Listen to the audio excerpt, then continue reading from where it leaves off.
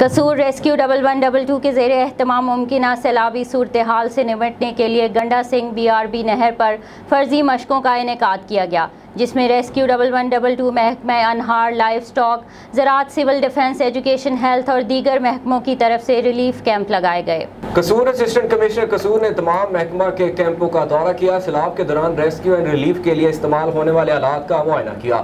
Rescue 1122 کے اہلکاروں نے کشتیوں کے ذریعے مہمانوں کو سلامی پیش کی اور ڈوبتے ہوئے لوگوں کو بچانے کے لیے صلاحیتوں کا عملی مظاہرہ کیا۔ قصور ضلع انتظامیہ ممکنہ سیلاب جیسی آفات سے نبرد آزما ہونے کے لیے تیار ہے۔ ڈپٹی کمشنر قصور نے کہا، کسی بھی حادثہ سے نمٹنے کے لیے ضروری ہے کہ تمام ادارے مضبوط انداز میں کام کریں۔ ہنگامی صورتحال میں لوگوں کو ریسکیو کرنا اور ان کے مال و اسباب کو محفوظ کرنے کے لیے تمام وسائل کو بروئے کار لایا جائے گا۔ قصور اس موقع پر assistant commissioner Aurangzeb Sindhu, district emergency officer rescue 1122، engineer Sultan Mahmood, محکمہ ایکسین، ایریگیشن، سول ڈیفنس، زراعت، police, health, education, life stock, transport اور دیگر محکموں کے افسران نے بھی شرکت کی۔